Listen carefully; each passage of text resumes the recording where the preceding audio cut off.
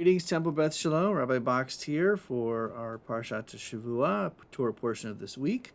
This week we are in Parashat Sh'mini, Leviticus chapter 9, verse 1 through chapter 11:47.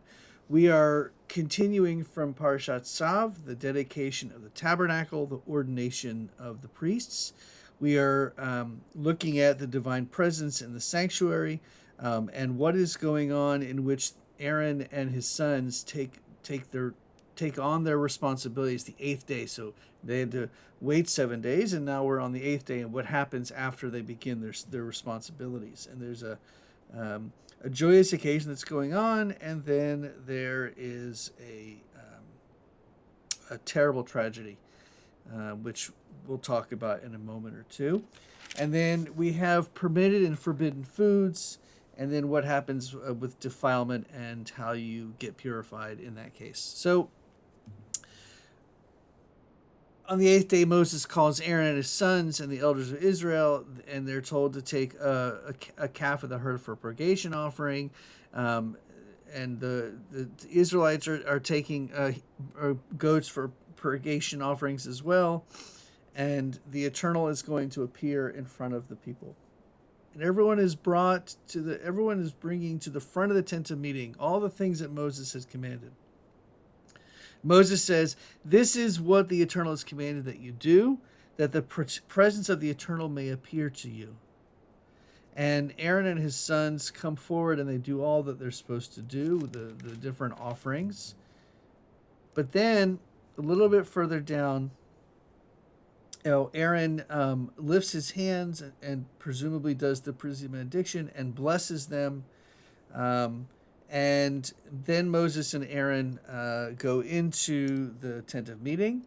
They came out and blessed the people, and the presence of the Eternal appeared in front of the people. Fire came forth from before the Eternal and consumed the burnt offerings and the fat parts on the altar. And all the people saw and shouted, and they fell on their faces. Now, here is the sad, tragic event.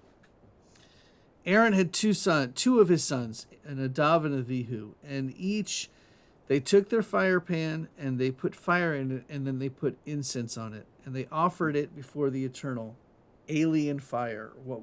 And why is it called alien fire? Because it was something that God had not asked for them to do. And then fire comes out from the Eternal and consumes them, and they died instantly.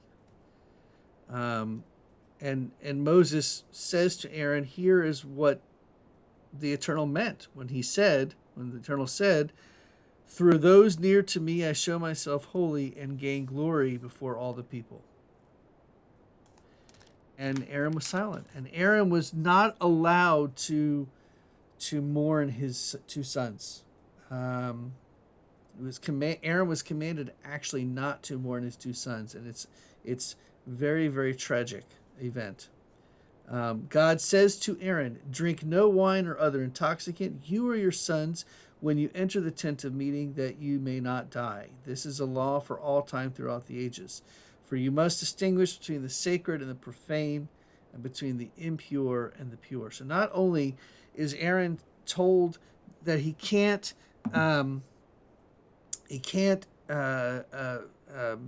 mourn his two sons, but the work continues. The instructions from God continues on what he is to do. There's more talk, more information about the different kinds of offerings.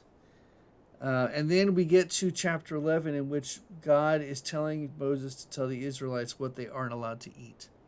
And here's what they're told. From among the land animals, any animal that has true hoofs, with clefts through the hoofs, and that chews the cud, such you may eat. The following, however, of those that either chew the cud or have true hoofs, you shall not eat. A camel, although it chews the cud, it has no true hoofs. It's impure. The daemon or the daman, although it chews the cud, this is a small West Asian animal. It has no true hoofs. The hare, no true hoofs. And the swine has true hoofs, and the hoofs are cleft through, but it does not chew the cud. Then we're told what we may eat in the water. Anything in the water, whether in the seas or in the streams, that has fins and scales, these you may eat. But anything that has no fins and scales, among all the swarming things of the water, among all the other living creatures that are in the water, they are an abomination. We shall not eat of them. Here we shall not eat among the birds.